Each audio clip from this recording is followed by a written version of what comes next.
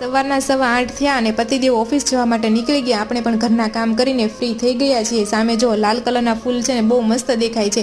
વાતાવરણ પણ વરસાદ આવે ને એવું થઈ ગયું છે, એટલે છે ને બાલ્કનીમાં દોરી બાંધીને કપડાં સૂકવી દીધા છે।